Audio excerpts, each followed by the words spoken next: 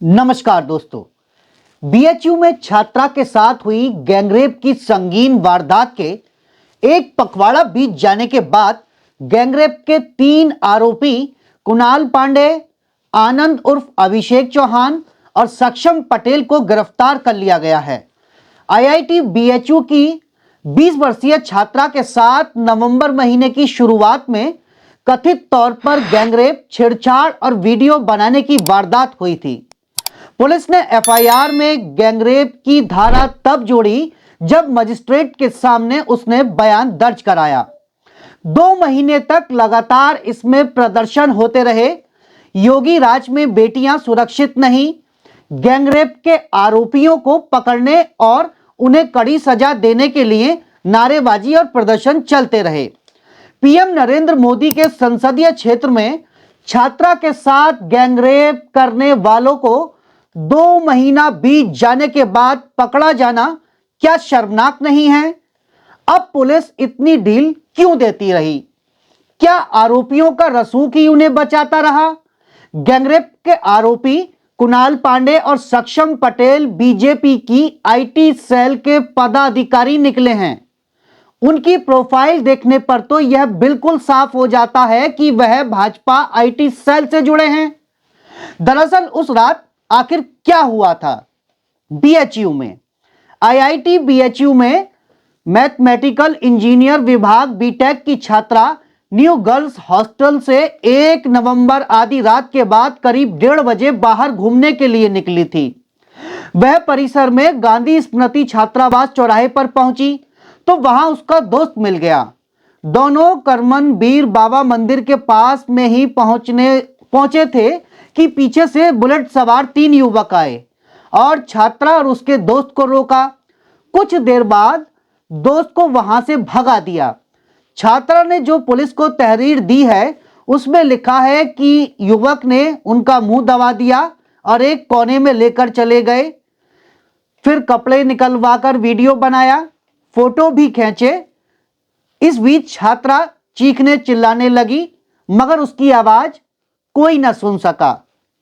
युवकों ने मारने की धमकी दी और फिर युवकों ने फोन भी ले लिया छात्रा का और करीब 10 से 15 मिनट उसको रखा और फिर छोड़ दिया।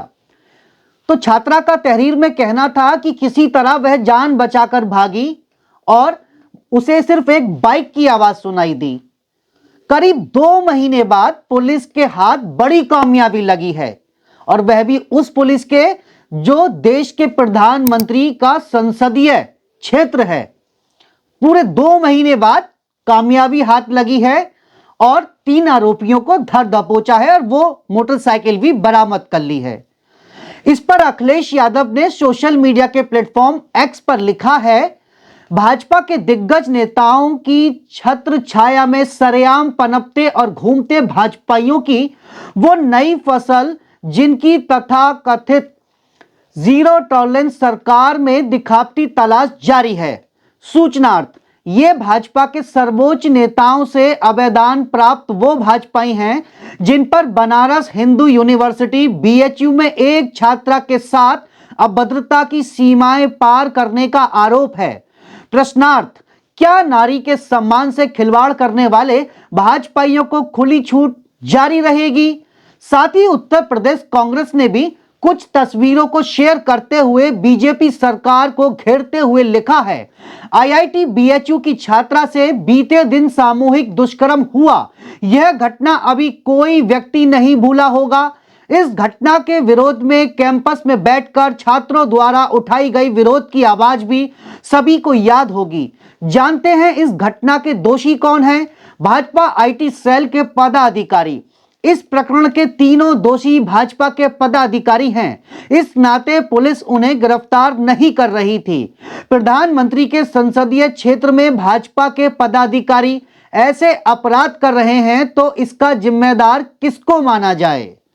ऐसे असामाजिक तत्वों को बढ़ावा देने वाले प्रधानमंत्री, मुख्यमंत्री, पार्टी अध्यक्ष और पूरी भाजपा क्या जवाबदेही से पीछे हट सकती है?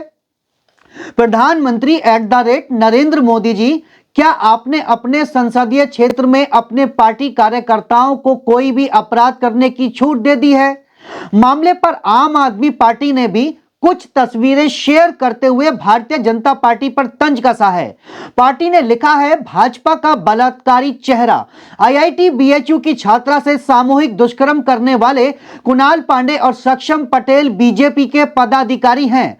क्या यही कारण है जो शुरुआत में ही पहचान होने पर भी पुलिस को गिरफ्तारी करने में इतना लंबा समय लगा? इनके घर पर बुलडोजर कब चलेगा बाबा जी? दोस्तों, तस्वीर और बीजेपी आईटी सेल से कनेक्शन के बाद यह सवाल उठना लाजमी है कि क्या इनका रसूख ही इन्हें 2 महीने तक बचाता रहा? इस पर आप हमें अपनी राय कमेंट्स बॉक्स में दे सकते हैं। ऐसी ही खबरों में बने रहने के लिए चैनल को सब्सक्राइब करें और बेल आइकन दबाना ना भूलें। और मुझे मनीष शर्मा को दीजिए इजाजत। तब तक के लिए नमस्कार, जय हिंद, जय भारत।